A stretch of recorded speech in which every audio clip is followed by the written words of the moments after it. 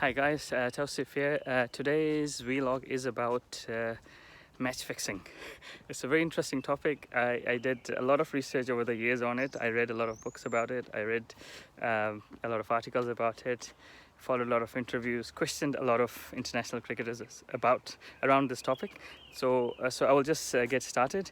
So we will cover in this video, we'll cover the match fixing saga of mid-90s. It started off in 1994 and it all finished in 2000 when Pakistan, I think Justice Qayyum announced that obviously Saleem Malik will be banned, and there were some fines on other cricketers. Anyways, so this obviously it starts off with Australia, Pakistan, and then we'll carry on. So from 94 till 2000. Okay, so let's get started. So 1994. There were a few series in 1994. Pakistan toured Sri Lanka for test matches in July, August. After that, there was a Singer Cup in Sri Lanka. It's a one-day World Series Cup, which had Pakistan, Sri Lanka, India, Australia, 4 teams. I think Sri Lanka and India played the final. So that was the background of it. And then after that, Australia toured Pakistan end of September.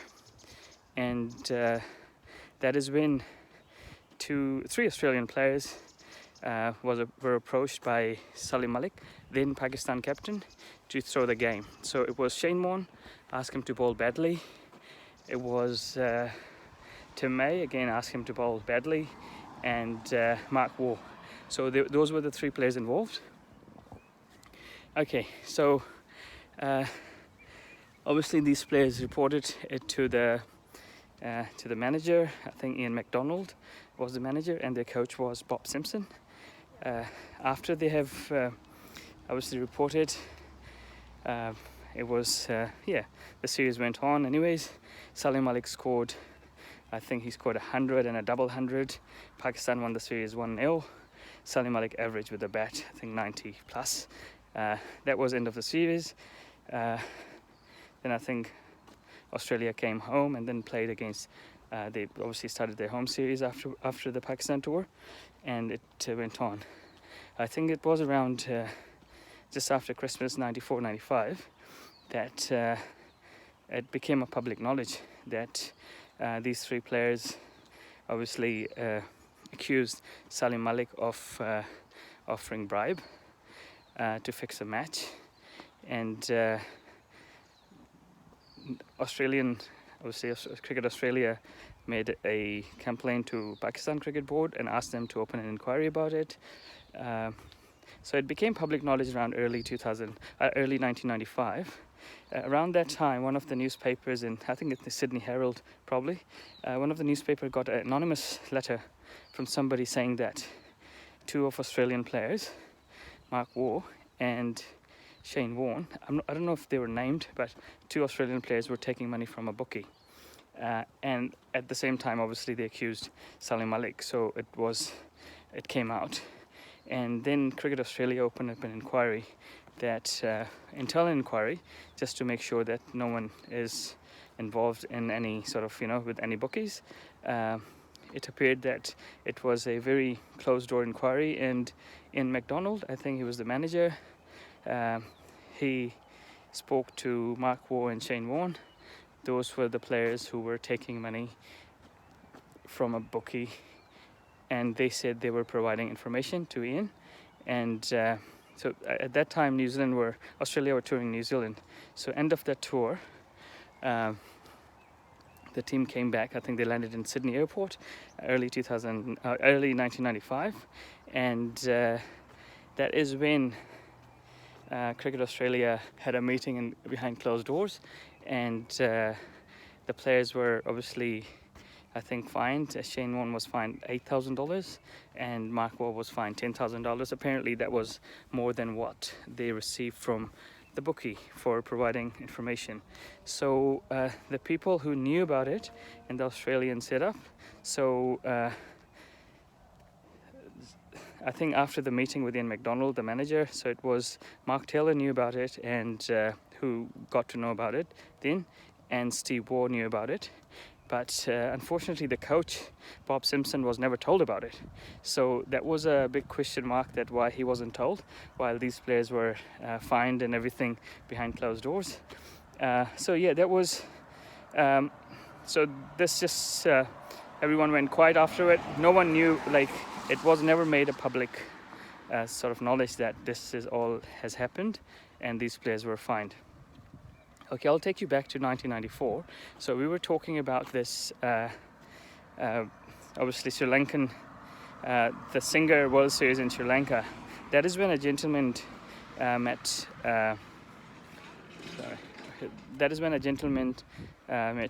Mark Waugh and introduced himself as someone who loves cricket and probably bets on cricket and made a lot of money and wants to be friend with him. I think it was Oberoi Hotel in Colombo. Mark Waugh obviously became friends with him, and then he offered Mark Waugh $4,000 US dollars against information he can provide about the pitch and possibly the team selections and the weather while he's in Australia during the home season. Okay, and around that time, Mark Waugh introduced Big John, the Indian guy, the bookmaker, to Shane Warne. And again, he introduced himself, someone who bets on cricket and someone who is a big fan of Shane Warne.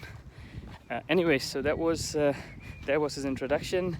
Coincidentally, Shane Warne lost $5,000 US dollars at the casino across the road from the hotel, and John invited Shane Warne in his room and offered him $5,000 as token of appreciation.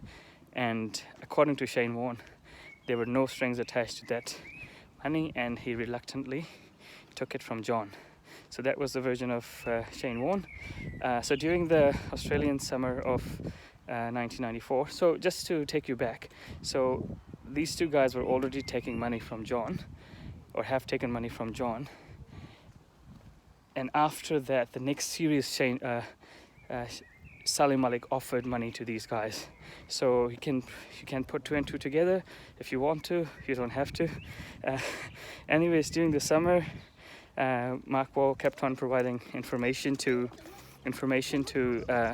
John, the bookie, about weather and team selections, or maybe just weather, and just the pitch report and stuff. He spoke to him about 10 times, I think, and Shane Warne spoke to him a few times.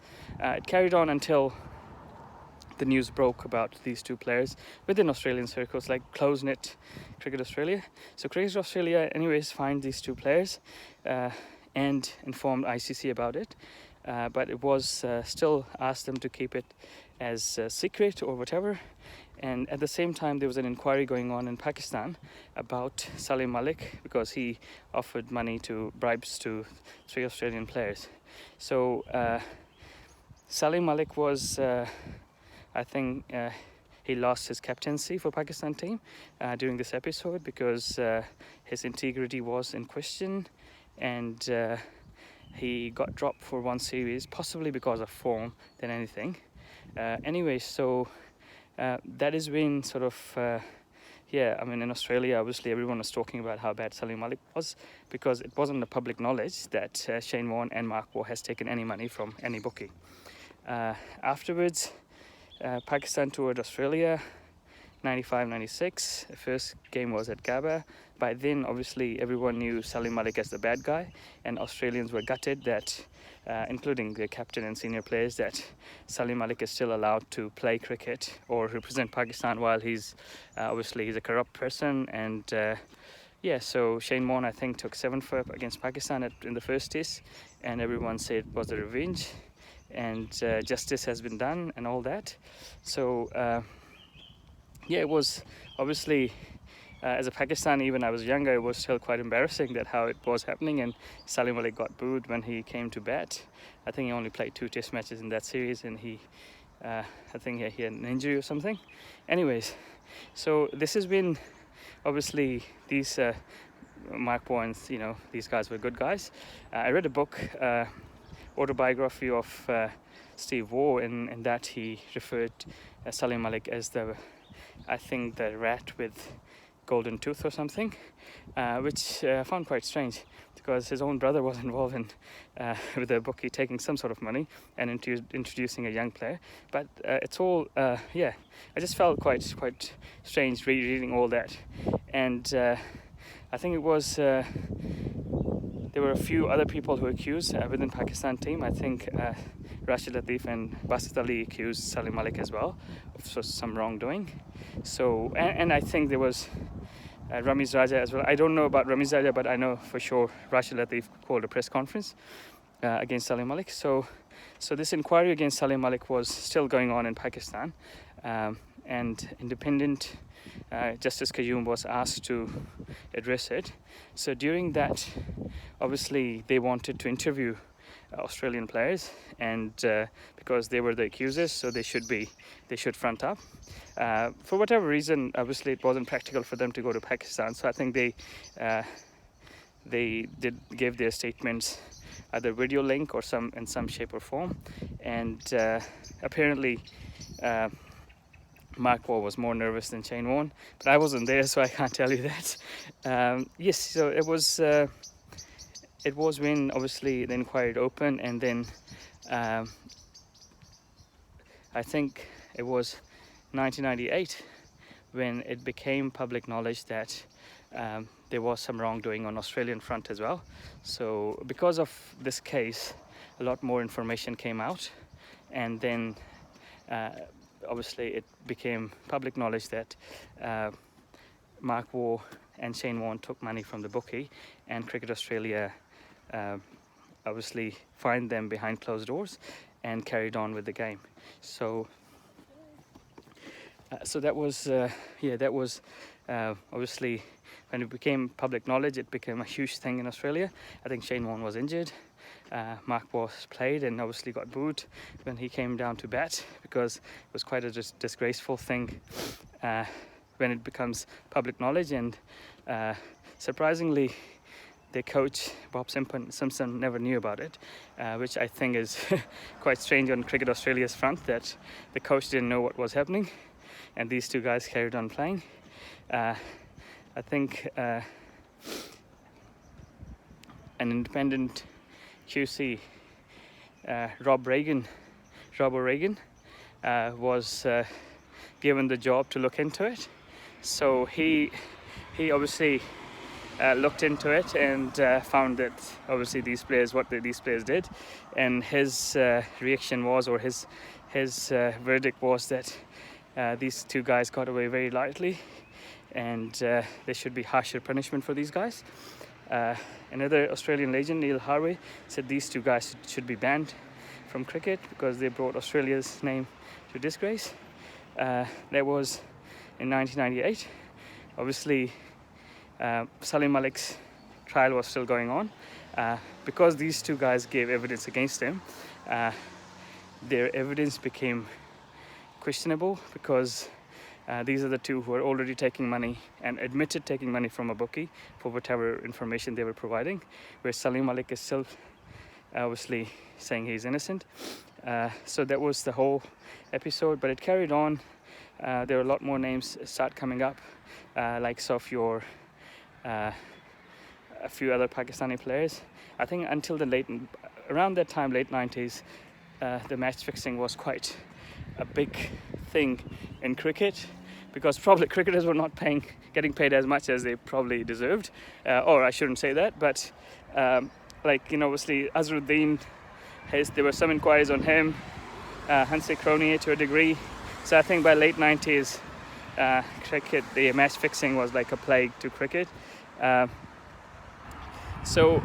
Coming after the World Cup, obviously, so in the process where Shane Warne and Mark Waugh took money and carried on playing, and while Saleem Malik's case was going on, Australia obviously made it to the 96 World Cup final, and then 99 won the World Cup final against Pakistan.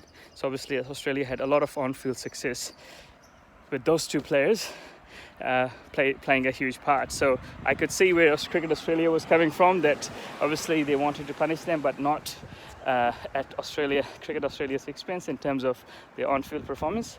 However, it did impact Saleem Malik's performance afterwards, because he struggled in late 90s.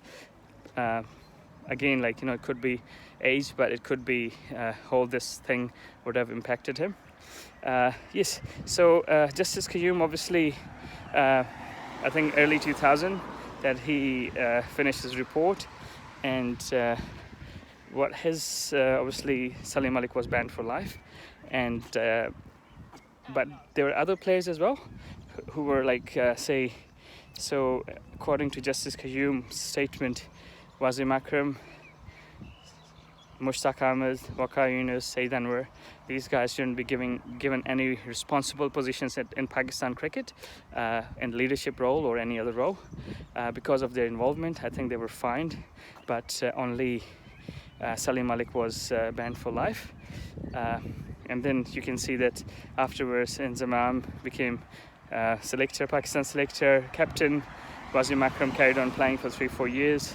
Saeed Anwar carried on playing for 3-4 years. Mushtaq Ahmed is still involved in Pakistan cricket. So you can see that obviously it's only Saleem Malik who suffered in the whole scenario. I'm not devil's advocate, but what I think is it could have been fair if everyone was treated the same. Saleem Malik actually appealed against his life ban, and his life ban was overturned in 2008. But even since then, he hasn't been able to hold any position or being considered for any role in Pakistan cricket, whether it's coaching or any development role. So yeah, that was my short video on in 15-16 minutes. I tried to go through all the events I can remember I read from the books and how I felt about all that. So I hope you enjoyed it. All the information on in this video is what I have read, so the materials around this should be available in the book, in the shape of books, videos or interviews. Thanks for watching. I will have another video soon. Bye bye.